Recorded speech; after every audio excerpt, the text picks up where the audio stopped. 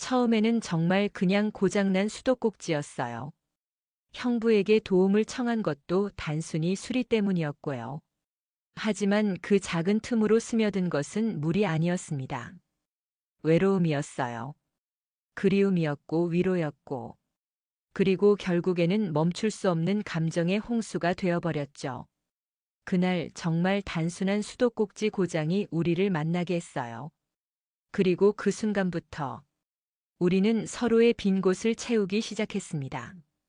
마치 목마른 돼지가 빗물을 흡수하듯이 자연스럽게 거부할 수 없게. 안녕하세요. 황혼의 여정입니다. 오늘도 찾아주셔서 감사합니다. 좋아요와 구독은 영상 제작에 큰 힘이 됩니다. 그날도 평범한 하루였습니다. 새벽 6시에 일어나 병원으로 출근하고 오후 3시에 퇴근해서 집으로 돌아오는 일상의 반복이었죠. 45세가 되도록 결혼하지 않은 저에게는 이런 규칙적인 생활이 전부였습니다.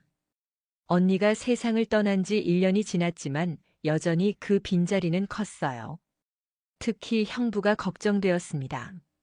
52세의 형부는 언니와 25년을 함께 살았는데 갑작스러운 교통사고로 언니를 떠나보낸 후 완전히 다른 사람이 되어버렸거든요. 그날 저녁 집에 들어와서 저녁을 준비하려는데 주방 수도꼭지에서 물이 나오지 않는 거예요. 아무리 돌려봐도 똑똑 떨어지는 게 전부였습니다. 이럴 때 남자가 있으면 좋을 텐데. 혼잣말을 중얼거리며 휴대폰을 들었습니다. 수리기사를 부르자니 저녁 시간이라 출장비가 만만치 않을 것 같았어요. 그때 문득 형부가 생각났습니다. 형부는 손재주가 좋아서 웬만한 것은 다 고칠 수 있거든요. 전화를 걸기 전에 잠시 망설였어요. 언니가 떠난 후로 형부와 제대로 이야기를 나눈 적이 거의 없었거든요. 장례식 때나 명절 때 잠깐 인사 정도만 나누었을 뿐이었죠. 여보세요, 형부? 은지야. 무슨 일이야? 형부의 목소리는 예전보다 많이 쉬어 있었어요. 혼자 지내면서 말할 사람이 없어서 그런 것 같았습니다. 죄송한데, 집에 수도꼭지가 고장났는데 혹시 시간 되시면. 아, 그래. 지금 갈게. 형부는 별다른 말 없이 바로 오겠다고 했어요. 30분 후 공구 가방을 든 형부가 문을 두드렸습니다. 고마워요, 형부. 이런 일로 불러내서 미안해요. 뭘 가족인데. 어디가 고장났는지 보자. 1년 만에 제대로 본 형부는 많이 야위어 있었어요. 수염도 깔끔하게 정리되지 않았고 옷차림도 예전 같지 않았습니다. 언니가 얼마나 세심하게 챙겨줬는지 새삼 느낄 수 있었어요. 형부는 공구를 꺼내 수도꼭지를 살펴보기 시작했습니다. 저는 옆에서 지켜보며 필요한 것이 있으면 가져다 주었어요. 그러다가 형부가 스패너를 건네달라고 할 때 우리 손이 스쳤습니다. 아, 죄송해요. 괜찮아. 짧은 순간이었지만 이상한 전기가 흘렀어요. 언니 남편이라고만 생각했던 형부를 한 사람의 남자로 의식하게 된 순간이었습니다. 다 됐다. 이제 써봐. 형부가 수도꼭지를 돌리자 물이 시원하게 나왔어요. 우와, 정말 고마워요. 형부 아니었으면 어쩔 뻔했어요. 별거 아니야. 앞으로도 이런 일 있으면 언제든 연락해. 형부가 공구를 정리하는 모습을 보면서 저는 괜히 아쉬운 마음이 들었어요. 이렇게 보내기에는 형부가 너무 외로워 보였거든요. 형부, 저녁 드시고 가세요. 김치찌개 끓일게요. 아니야, 괜찮아. 집에 가서. 언니가 좋아하던 그 김치찌개요. 레시피 물려받았거든요. 언니 이야기를 꺼내자 형부의 표정이 흔들렸어요. 결국 형부는 저녁을 함께 먹기로 했습니다. 김치찌개를 끓이는 동안 형부는 거실에서 기다렸어요. 저는 부엌에서 요리를 하면서도 자꾸 형부 쪽을 힐끗힐끗 보게 되더라고요. 언니가 없는 자리에서 형부와 단둘이 있는 것이 어색하면서도 이상하게 설레었어요. 다 됐어요. 형부, 밥 먹어요. 식탁에 마주 앉아 함께 밥을 먹는데 이상하게 심장이 두근거렸어요. 형부도 어색한지 별말 없이 조용히 드셨습니다. 정말 맛있다. 언니 솜씨랑 똑같네. 언니가 가르쳐 줬거든요. 형부 혼자 계시니까 제대로 챙겨 드실까봐 걱정이에요. 그냥 대충 사 먹고 살아.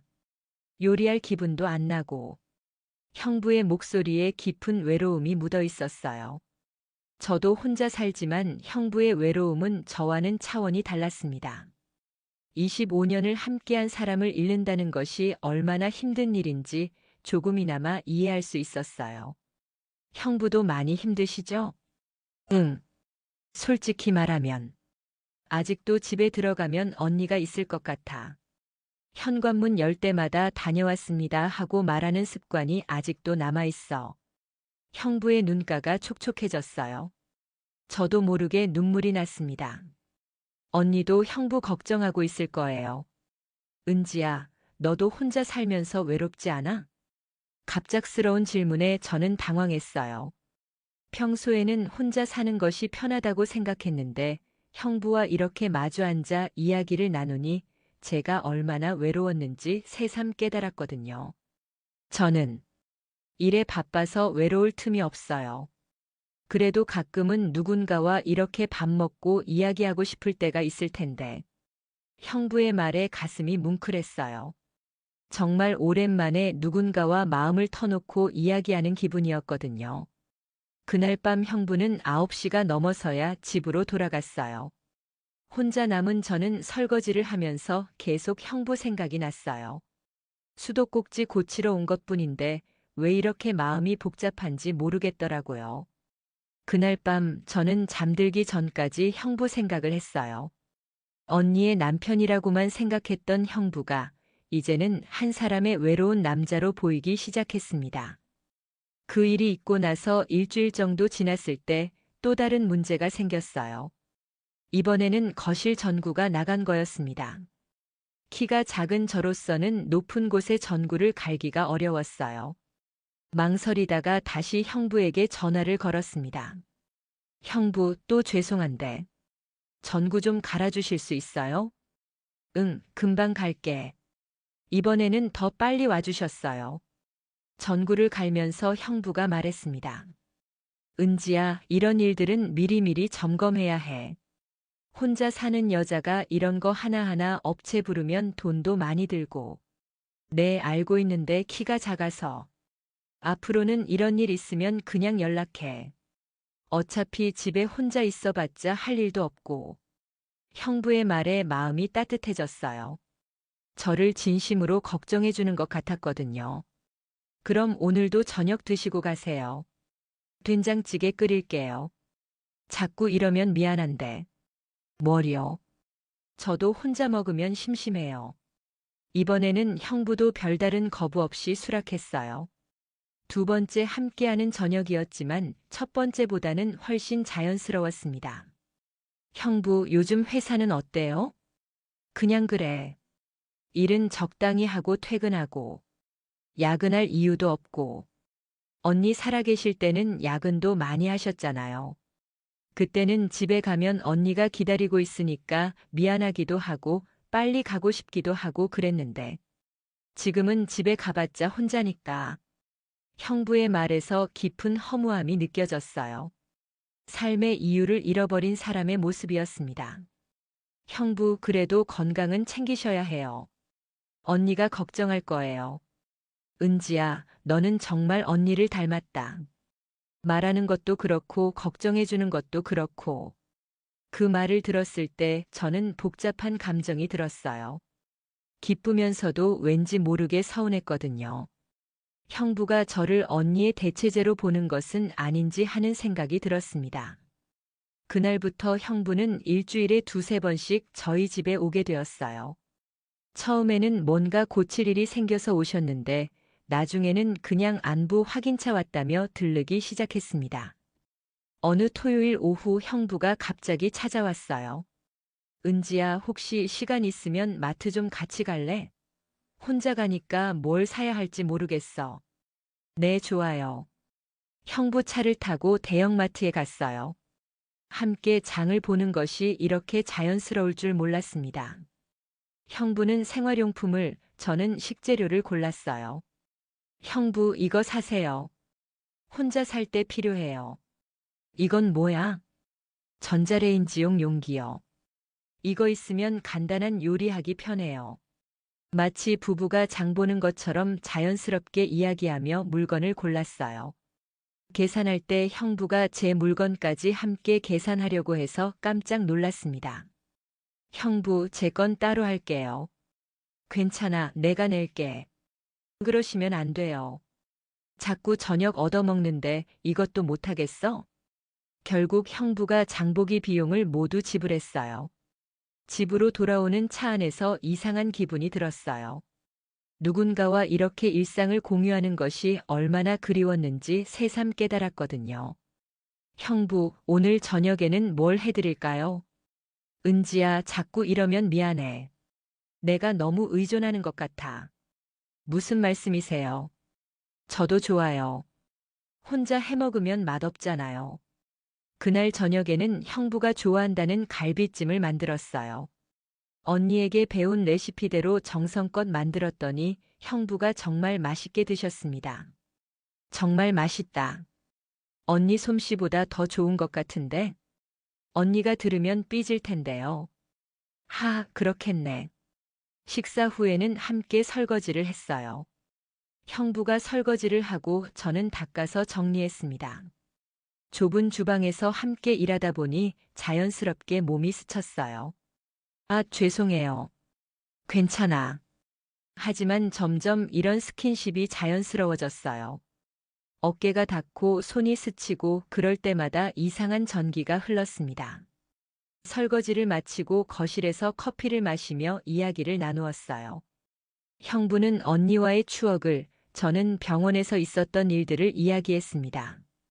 은지야, 너도 이제 나이가 있는데 결혼 생각은 안 해? 글쎄요. 이 나이에 누가 저를. 무슨 소리야? 은지는 충분히 매력적이야. 상냥하고 요리도 잘하고 직업도 좋고. 형부의 칭찬에 얼굴이 빨개졌어요. 오랜만에 들어보는 칭찬이었거든요. 형부도 재혼 생각하세요. 나? 글쎄. 아직은 생각할 수 없어. 언니 생각만 나고. 그 말을 들었을 때 저는 묘한 질투심을 느꼈어요. 언니에 대한 형부의 사랑이 부러우면서도 저에게는 왜 그런 사람이 없을까 하는 아쉬움이 들었습니다. 그날 밤 형부는 11시가 넘어서야 집으로 돌아갔어요. 혼자 남은 저는 형부가 앉았던 소파에 앉아서 여운에 젖어 있었습니다. 형부의 체온이 아직 남아있는 것 같았어요. 이상해. 왜 자꾸 형부 생각이 나지? 저는 스스로에게 물어봤지만 답을 찾을 수 없었어요. 그저 형부와 함께 있을 때 느끼는 편안함과 따뜻함이 좋았습니다. 다음 주부터는 더 자주 만나게 되었어요. 형부는 퇴근 후에 종종 들렀고 주말에는 함께 시간을 보내는 것이 자연스러워졌습니다. 어느 일요일 비가 오는 날이었어요. 형부가 우산을 하나만 가져왔더라고요. 은지야, 우산 하나밖에 없네. 같이 써야겠어. 네. 작은 우산 아래서 나란히 걸었어요. 어깨와 어깨가 닿고 때로는 형부의 팔에 기대기도 했습니다. 빗소리와 함께 걷는 그 시간이 참 좋았어요. 집 앞에 도착해서 우산을 접으며 형부가 말했습니다. 은지야, 요즘 정말 고마워. 너 덕분에 많이 위로받고 있어. 저도요, 형부. 혼자 있으면 외로웠는데. 그때 형부가 저를 바라보는 시선이 예전과 달랐어요. 따뜻하면서도 뭔가 간절한 느낌이었습니다. 은지야. 네. 잠깐의 침묵이 흘렀어요. 형부가 뭔가 말하려다가 멈칫했습니다. 아니야, 들어가자. 그날 밤 저는 형부의 그 시선을 잊을 수 없었어요. 분명히 뭔가 다른 감정이 있었는데 그것이 무엇인지 정확히 알 수는 없었습니다. 하지만 한 가지는 확실했어요. 저도 형부를 바라보는 시선이 달라지고 있다는 것이었습니다. 언니의 남편이 아닌 한 사람의 남자로 보기 시작한 거죠. 그렇게 2달 정도 지났을 때 저희 사이에 결정적인 변화가 일어났습니다. 그날은 제가 밤 근무를 마치고 집에 돌아온 날이었어요. 새벽 6시쯤 되어서 집에 들어왔는데 형부가 현관 앞에서 기다리고 있더라고요. 형부, 이렇게 일찍 무슨 일이세요? 어젯밤에 전화했는데 받지 않길래. 혹시 무슨 일 있나 싶어서. 아, 밤 근무였어요. 휴대폰을 못 봤네요. 그랬구나. 미안해, 괜히 걱정했네. 형부의 얼굴에는 진짜 걱정이 가득했어요. 저 때문에 밤새 걱정했다는 것이 고마우면서도 미안했습니다. 들어와서 커피라도 드세요. 출근하기 전에. 괜찮아, 너 피곤할 텐데. 괜찮아요. 어차피 잠도 안 와요. 형부는 거실에 앉아서 제가 커피를 내리는 것을 지켜봤어요. 밤 근무를 마치고 온 저의 지친 모습이 걱정스러웠나 봐요. 은지야, 밤 근무 많이 힘들지? 조금 힘들긴 해요. 하지만 익숙해졌어요. 혼자 살면서 이런 불규칙한 생활하면 몸 망가져. 누군가 옆에서 챙겨주는 사람이 있어야 하는데. 형부의 말에 가슴이 뭉클했어요. 정말로 저를 걱정해주는 마음이 전해졌거든요. 형부도 혼자 사시잖아요. 더 걱정돼요. 나는 나이가 있으니까 괜찮아. 하지만 너는 아직 젊은데. 커피를 마시며 이야기하다 보니 시간이 흘렀어요. 형부가 시계를 보며 일어났습니다. 회사 가야겠다. 너는 좀 쉬어. 네, 형부도 조심히 가세요. 현관에서 신발을 신으며 형부가 뒤돌아봤어요. 은지야, 고마워. 정말로. 뭘요? 그때 형부가 갑자기 제게 다가와서 안아주었어요. 가벼운 포옹이었지만 제 심장은 미친 듯이 뛰었습니다. 형부. 미안해, 그냥. 너무 고마워서. 포옹을 끝내고 형부가 나가신 후 저는 한참을 현관에 서 있었어요. 아직도 형부의 온기가 남아있는 것 같았거든요. 그날부터 저희 사이의 분위기가 미묘하게 달라졌어요. 더 자주 눈이 마주쳤고 우연한 스킨십도 늘어났습니다. 며칠 후 형부가 저녁을 먹고 가겠다며 찾아왔어요. 그런데 그날은 좀 특별했어요. 형부가 와인을 가져온 거예요. 형부, 이게 뭐예요?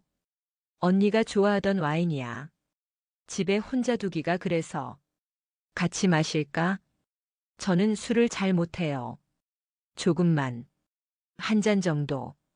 저녁을 먹고 와인을 마시며 이야기를 나누었어요. 평소보다 대화가 깊어졌고 서로의 속마음을 더 많이 털어놓게 되었습니다. 은지야, 솔직히 말하면. 요즘 너 덕분에 살고 있어. 너 없었으면 정말 어떻게 됐을지 몰라. 형부. 언니가 떠나고 나서 세상이 무너진 것 같았어. 그런데 너와 이렇게 시간을 보내면서 조금씩 다시 살고 싶다는 생각이 들어. 와인 때문인지 형부의 목소리가 평소보다 부드러웠어요. 그리고 저를 바라보는 눈빛도 달랐습니다. 저도요, 형부. 혼자 살면서 이렇게 누군가와 가까워진 적이 없었어요. 형부와 함께 있으면 정말 편해요. 은지야, 너는 정말 소중한 사람이야. 언니도 너를 많이 아꼈는데. 언니 이야기가 나오자 잠깐 침묵이 흘렀어요. 하지만 이상하게 어색하지 않았습니다. 소파에 나란히 앉아 와인을 마시며 이야기하다 보니 어느새 밤이 깊어졌어요. 형부가 시계를 보며 일어나려 했습니다. 늦었네. 집에 가야겠어.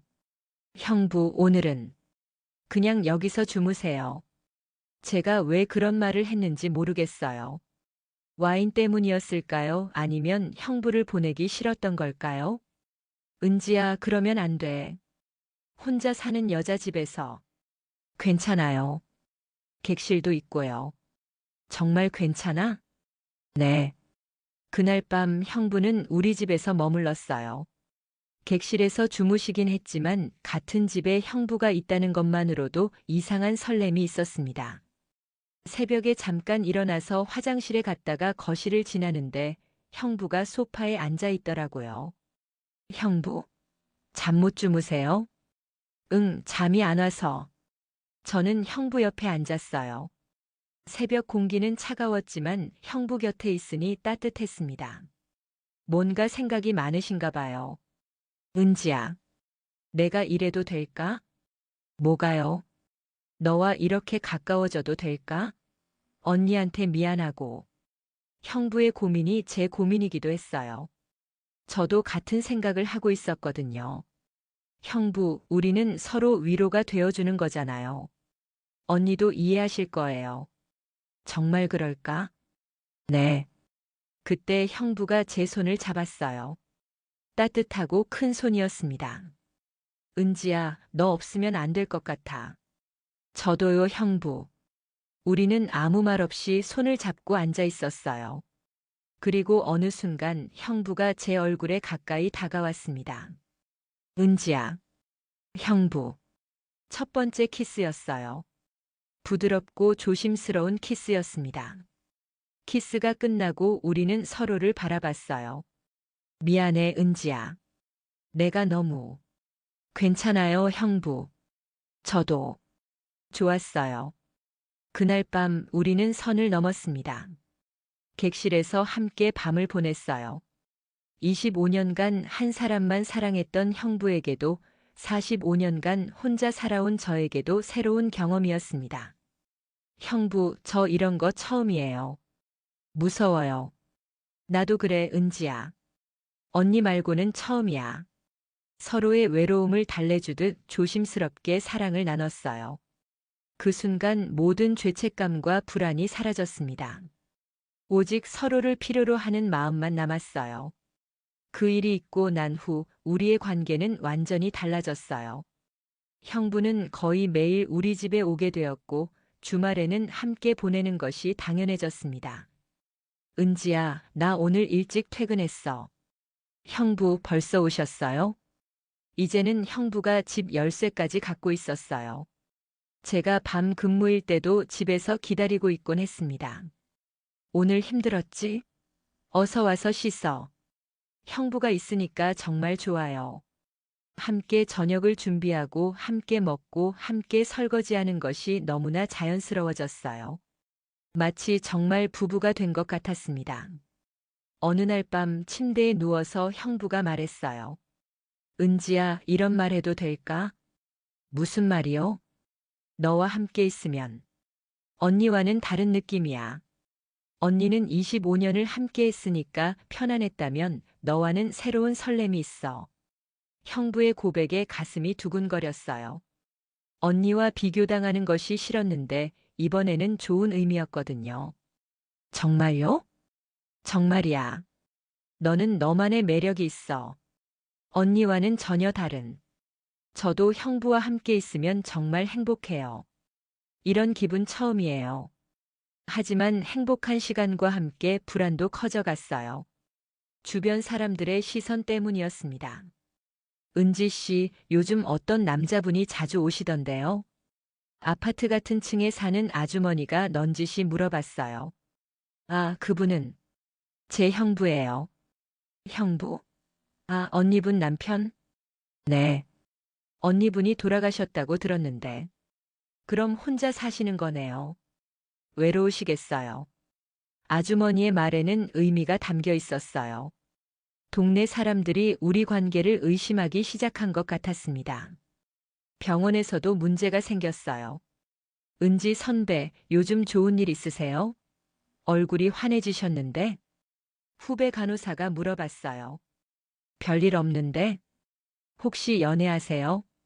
아니야, 그런 거 아니야. 하지만 계속 이런 질문을 받으니까 불편했어요. 혹시 들킬까봐 조마조마했습니다. 더 큰 문제는 형부 쪽에서 생겼어요. 어느 날 형부가 어두운 표정으로 왔어요. 형부, 무슨 일 있었어요? 회사 동료가 이상한 소리를 하더라. 무슨 소리요? 처제분과 자주 다니신다면서 재혼 생각하냐고 묻더라. 어머, 누군가 우리를 봤나 봐. 지난번에 마트에서 장볼 때나 식당에서 밥 먹을 때 우리는 조심해야 한다는 것을 깨달았어요. 하지만 이미 늦었습니다. 소문은 빠르게 퍼져나갔어요. 며칠 후 더 충격적인 일이 일어났어요. 언니의 친한 친구인 정미 언니가 갑자기 찾아온 거예요.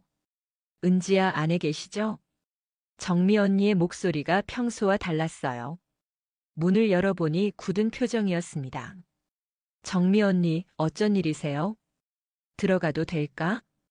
거실에 앉은 정미 언니가 직설적으로 물어봤어요. 은지야, 요즘 민수 오빠랑 만나고 있다는 소문이 있던데 사실이야? 순간 머리가 하얘졌어요. 결국 들킬 일이 일어난 거였습니다. 언니, 정말 사실이야? 민수 오빠는 지영이 남편이었고 너는 지영이 동생이잖아. 그런데 어떻게 그럴 수 있어? 정미 언니의 목소리에 분노가 담겨 있었어요. 언니, 저희는 변명하지 마. 지영이가 살아있다면 얼마나 충격받았을까? 친동생과 남편이. 그게 아니에요. 저희는 그냥 서로 위로가 되어주는. 위로? 그런 식으로 위로받는 거야? 정미 언니는 화가 나서 떨고 있었어요. 저도 눈물이 났습니다. 언니, 저도 처음에는 그럴 생각 없었어요. 그런데 뭐? 외로워서? 그럼 다른 남자는 왜 안 만나고 하필 민수 오빠를? 대답할 수 없었어요. 정미 언니의 말이 틀린 것은 아니었거든요. 은지야, 나는 너를 지영이 동생으로 생각했는데. 정말 실망이야. 지영이한테 얼마나 미안해. 정미 언니가 떠난 후 저는 혼자 울었어요. 처음으로 우리가 하고 있는 일이 정말 잘못된 것인지 진지하게 생각해 봤습니다. 그날 밤 형부가 왔을 때 저는 정미 언니가 왔다 간 이야기를 했어요. 그럴 줄 알았어. 결국 들통이 났구나. 형부, 어떻게 해야 할까요? 모르겠어. 솔직히 말하면 우리가 잘못하고 있는 건 맞아. 형부도 죄책감을 느끼고 있었어요. 하지만 그렇다고 우리 관계를 포기할 수는 없었습니다. 그래도 형부, 저는 후회하지 않아요. 형부와 함께한 시간들이 제 인생에서 가장 행복한 시간이었어요. 나도 그래, 은지야. 하지만 뭐요? 사람들 시선이 부담스러워. 그리고 언니한테도 미안하고. 우리는 그날 밤 긴 대화를 나눴어요. 계속할 것인지 멈출 것인지에 대해서 말이죠. 결국 우리는 더 조심해서 만나기로 했어요. 하지만 상황은 점점 악화되었습니다. 정미 언니가 다녀간 이후로 상황이 급속도로 나빠졌어요. 소문은 걷잡을 수 없이 퍼져나갔고 주변 사람들의 시선이 냉랭해졌습니다. 병원에서도 분위기가 이상해졌어요. 은지 선배, 혹시 정말 형부분과 그런 얘기 하지 마. 하지만 동료들의 수군거림을 막을 수는 없었어요. 점심시간에 혼자 앉아 있으면 다른 간호사들이 쳐다보며 뭔가 이야기하는 것을 느낄 수 있었습니다. 더 심각한 문제가 생겼어요. 언니의 시댁에서 연락이 온 거예요. 은지야, 나 시어머니야. 언니 시어머니의 전화를 받는 순간 가슴이 철렁 내려앉았어요. 어머니, 요즘 민수하고 만나고 있다는 소리를 들었는데 사실이니? 어머니, 그게. 대답해봐. 사실이야, 아니야? 더 이상 거짓말할 수 없었어요. 죄송해요, 어머니. 어떻게 그럴 수가 있니? 지영이가 죽은 지 고작 1년밖에 안 됐는데 그 남편과 친동생이. 시어머니의 목소리는 분노로 떨리고 있었어요. 어머니, 저희는 그냥 뭐? 변명하지 마. 지영이가 얼마나 너를 아꼈는데 어떻게 그 은혜를 원수로 갚을 수 있어? 죄송해요. 당장 그 관계 정리해. 안 그러면 우리 집안 사람들한테 얘기할 거야. 전화를 끊고 나서 저는 한참을 울었어요. 언니 시댁에서까지 알게 된 것이 충격이었습니다. 그날 밤 형부에게 이 이야기를 했을 때 형부는 더 큰 충격을 받았어요. 어머니까지. 이제 정말 끝이야. 형부. 은지야, 미안해. 내가 너를 이런 상황에 빠뜨렸어. 아니에요. 저도 원했던 일이에요. 하지만 분위기는 점점 무거워졌어요. 외부의 압박이 커질수록 우리 관계에도 금이 가기 시작했습니다. 며칠 후 결정적인 사건이 일어났어요. 형부 회사 사람들과 우연히 마주친 거예요. 토요일 오후 형부와 함께 영화를 보러 갔는데 극장에서 형부 직장 동료들을 만났습니다. 과장님. 안녕하세요. 누구세요? 아, 제 처제입니다. 처제분이시구나. 안녕하세요. 그 순간이 정말 어색했어요. 형부 동료들의 눈빛에서 의심을 읽을 수 있었거든요. 형수님이랑 많이 닮으셨네요. 그래요? 과장님, 요즘 많이 밝아지신 이유가 있었네요. 형부는 어색하게 웃으며 자리를 피했지만 저는 그 순간이 너무 부담스러웠어요. 영화를 보는 내내 집중할 수 없었어요. 사람들이 우리를 어떻게 볼지, 어떤 소문이 날지 걱정되었거든요. 형부, 방금 그 사람들이 우리를 이상하게 보지 않았어요? 괜찮아, 신경 쓰지 마. 하지만 형부도 불편해하는 것이 보였어요. 그날 밤 형부가 말했어요. 은지야, 우리 조금 쉬는 게 어떨까? 쉰다는 게 무슨 뜻이에요? 잠깐 만나지 말자는 거야. 상황이 좀 정리될 때까지. 가슴이 무너지는 것 같았어요.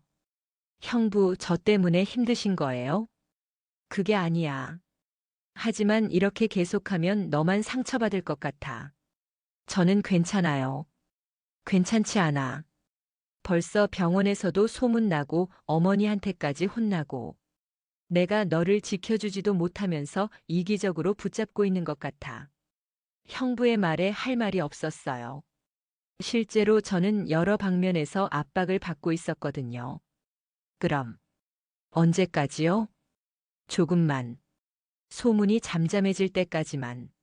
하지만 마음속으로는 이것이 끝의 시작이라는 것을 알고 있었어요.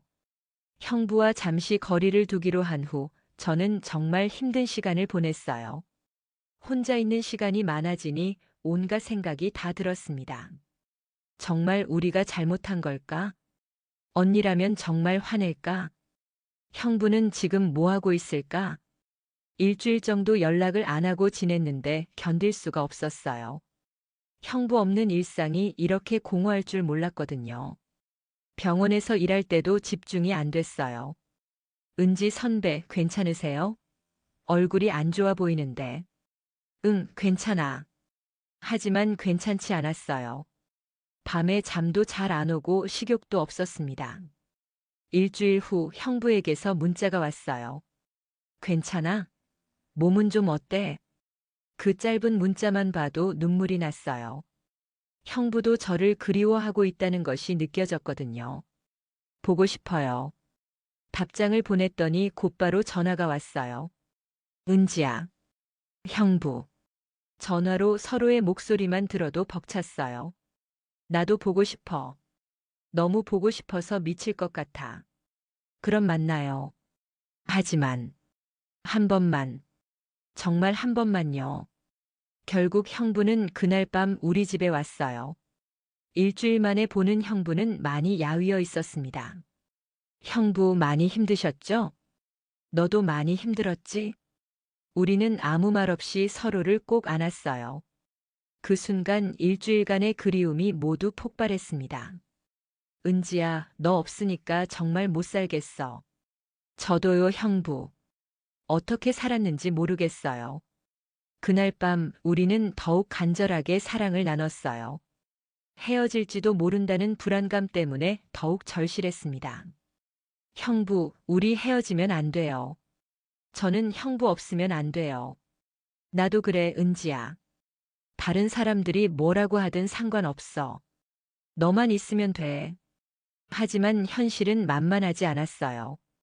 다음 날부터 또 다른 문제들이 터져 나왔습니다.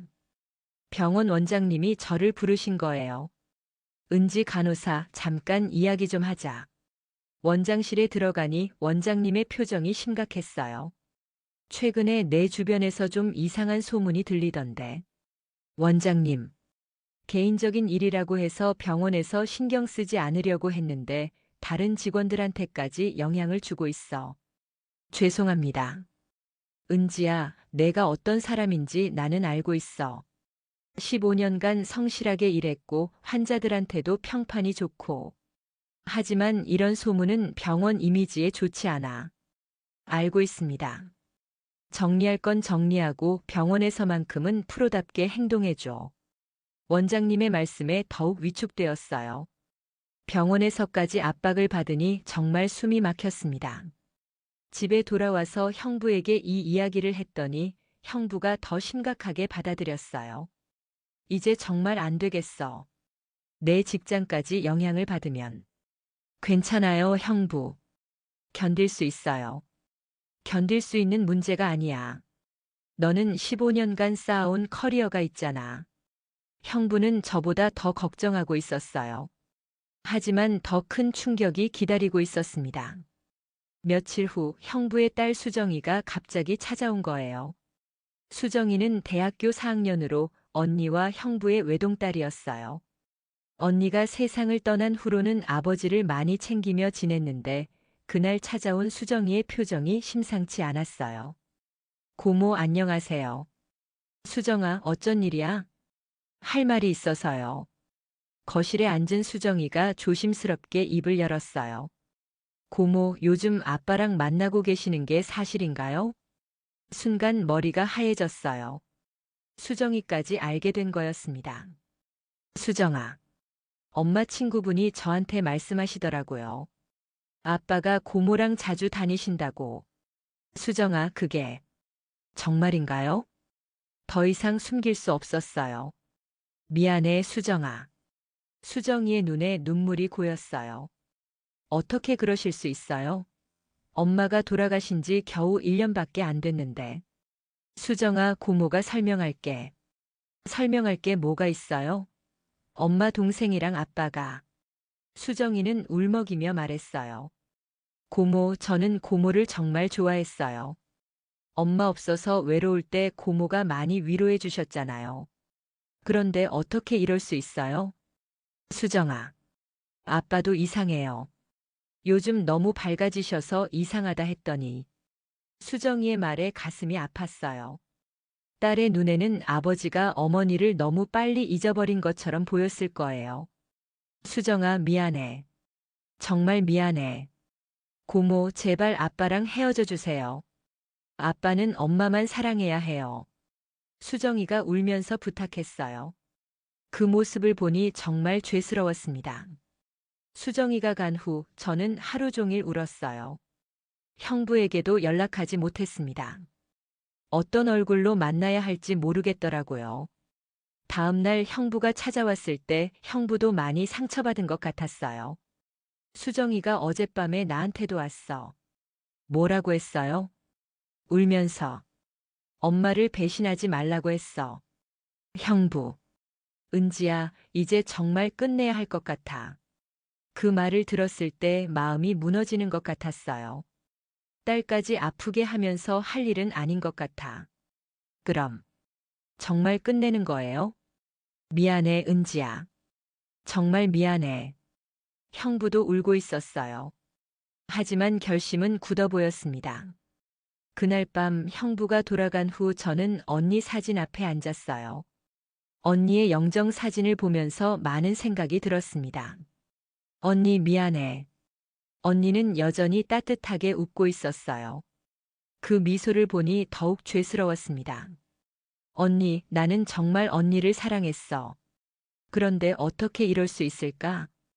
그날 밤 꿈에 언니가 나타났어요. 은지야, 힘들지? 언니, 미안해. 정말 미안해. 뭐가 미안해? 형부와. 내가 형부와. 알고 있어. 화나지 않아? 언니는 조용히 미소 지었어요. 은지야, 너도 행복할 권리가 있어. 하지만 형부는 언니 남편이었잖아. 이제는 아니야. 나는 이미 떠났고. 그래도, 은지야, 중요한 건 너희가 서로를 진짜 사랑하냐는 거야. 꿈에서 깨어났을 때 저는 많은 것을 깨달았어요. 제가 형부를 사랑하는 건지 아니면 단순히 외로움 때문인지 생각해 봤습니다. 며칠간 혼자 지내면서 곰곰 생각해 봤어요. 형부와 처음 만났을 때부터 지금까지의 모든 순간들을 되돌아봤습니다. 수도꼭지를 고치러 온 그날, 첫 번째 키스, 함께 보낸 모든 시간들. 그리고 깨달았어요. 저는 형부를 진정으로 사랑했어요. 하지만 동시에 의문도 들었습니다. 형부는 저를 사랑하는 걸까요? 아니면 언니의 대체제로 보는 걸까요? 그때 결정적인 일이 일어났어요. 형부가 술에 취해서 전화를 한 거예요. 은지야, 보고 싶어. 형부 술 드셨어요? 응, 많이 마셨어. 은지야, 나 혼자 못 살겠어. 형부, 집에 가서 푹 쉬세요. 은지야, 사랑해. 저도요, 형부. 정말? 정말 사랑해? 네. 그런데 그 다음에 형부가 한 말이 저를 충격에 빠뜨렸어요. 여보야, 정말 사랑해. 형부가 저를 여보라고 부른 거예요. 언니를 부르던 그 호칭으로요. 순간 모든 게 무너지는 느낌이었어요. 형부는 저를 보는 게 아니라 언니의 그림자를 보고 있었던 거였습니다. 전화를 끊고 나서 저는 한참을 울었어요. 제가 언니 대신이었다는 것을 확실히 알게 된 순간이었거든요. 다음 날 형부가 찾아왔을 때 저는 그 일을 물어봤어요. 형부, 어젯밤에 저를 여보라고 부르셨는데. 그랬어? 술 때문인가 봐. 미안해. 형부, 솔직히 말해주세요. 저를 보시는 거예요? 아니면 언니를 보시는 거예요? 은지야, 무슨 소리야? 형부는 저와 있을 때도 언니 생각을 하시는 거 아니에요? 형부는 대답하지 못했어요. 그 침묵이 답이었습니다. 형부, 저는 언니가 아니에요. 알고 있어. 정말 알고 계신가요? 저는 언니를 대신할 수 없어요.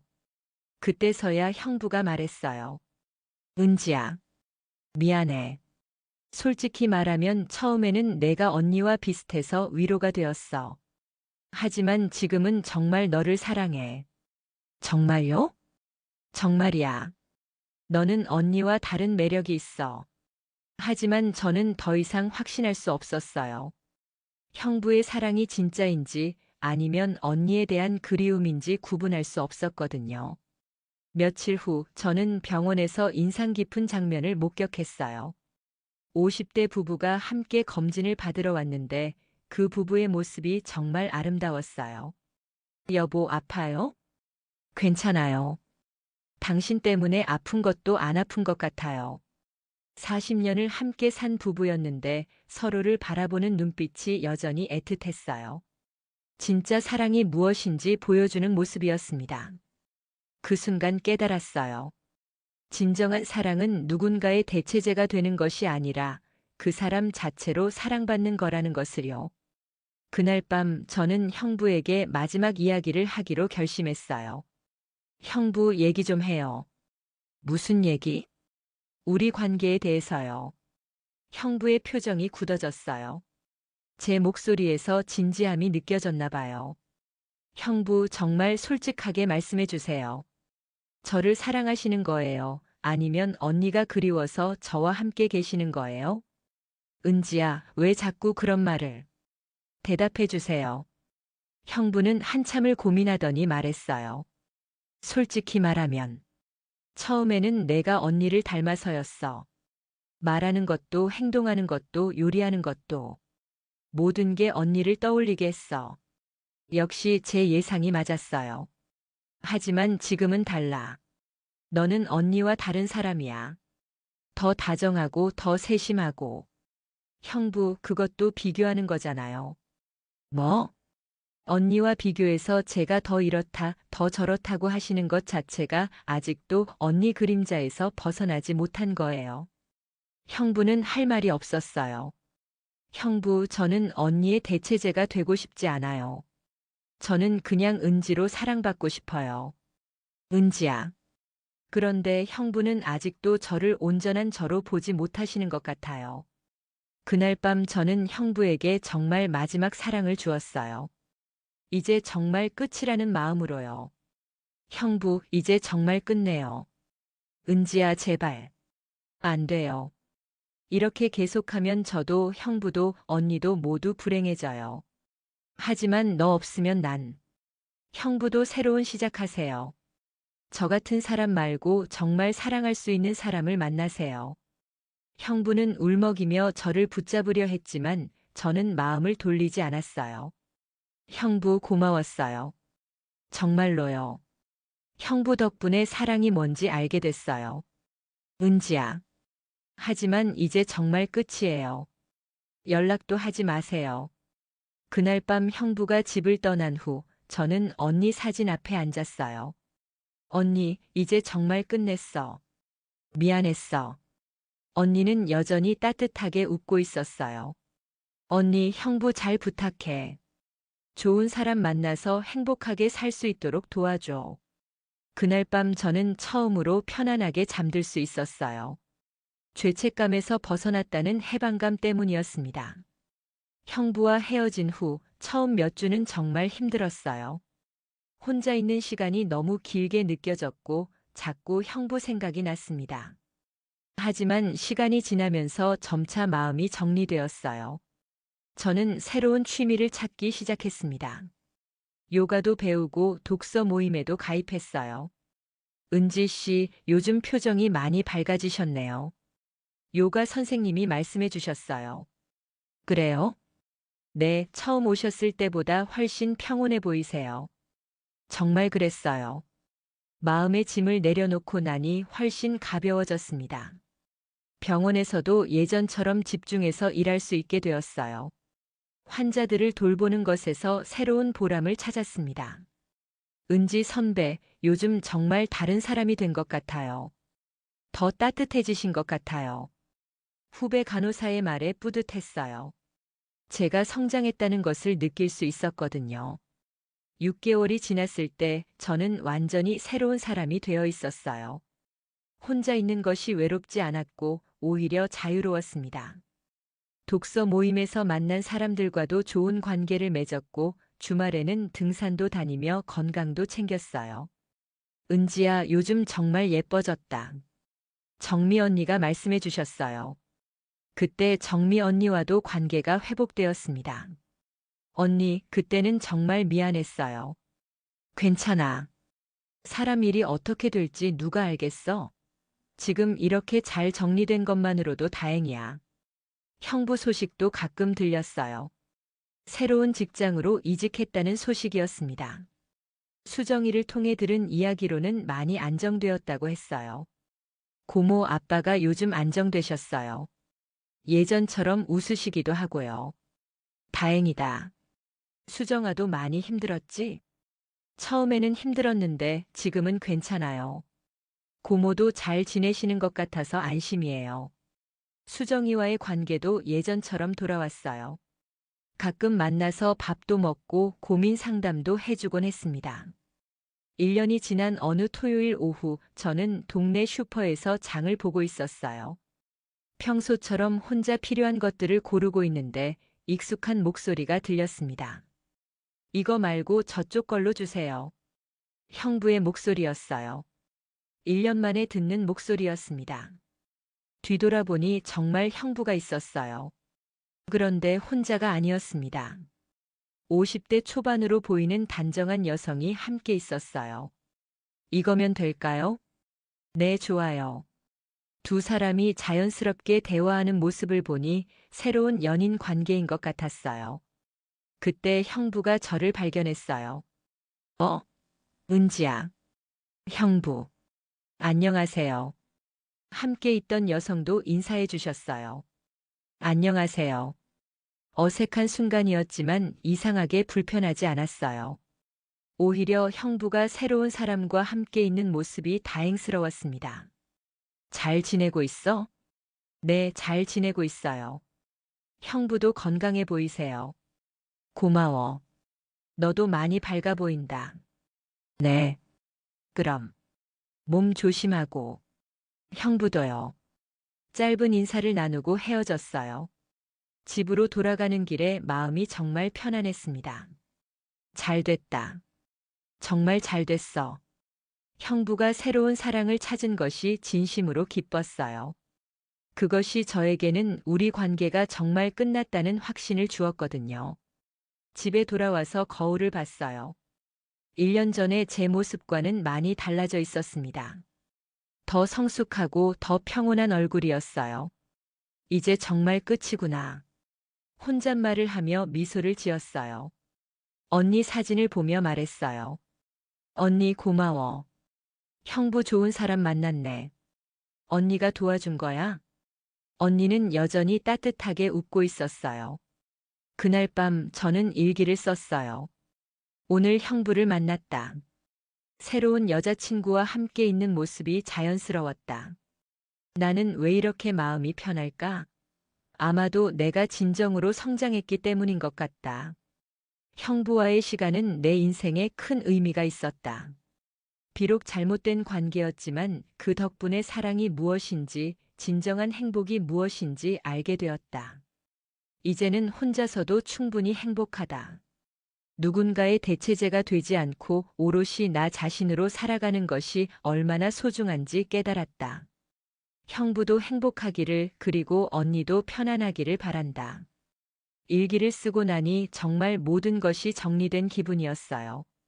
창밖을 보니 별이 참 많이 떠 있었어요. 그 별들처럼 저도 혼자서 빛나고 있다는 생각이 들었습니다.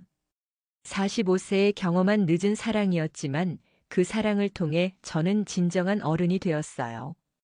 이제는 누구를 원망하지도 않고 후회하지도 않습니다. 그저 모든 사람이 행복하기를 바랄 뿐이에요. 여러분, 여기까지가 제 이야기였습니다. 지금 생각해보면 정말 혼란스러웠던 시간이었어요. 하지만 그 시간을 통해 저는 많은 것을 배웠습니다. 사랑이란 무엇인지, 진정한 행복이란 무엇인지, 그리고 혼자서도 충분히 의미 있는 삶을 살 수 있다는 것을요. 혹시 비슷한 상황에 있는 분들이 계시다면 말씀드리고 싶어요. 잘못된 관계라는 것을 알면서도 헤어나오기 어려울 때가 있어요. 하지만 용기를 내서 정리하시기 바랍니다. 진정한 사랑은 서로를 아프게 하지 않는 거예요. 누군가의 대체제가 되는 것도, 누군가를 대체제로 만드는 것도 진짜 사랑이 아니에요. 저는 이제 정말 행복합니다. 혼자지만 외롭지 않고 자유롭고 평온해요. 여러분도 모두 진정한 행복을 찾으시기 바라며 긴 이야기 들어주셔서 감사합니다. 구독과 좋아요, 알림 설정까지 해주시면 앞으로도 더 많은 이야기로 찾아뵙겠습니다. 감사합니다.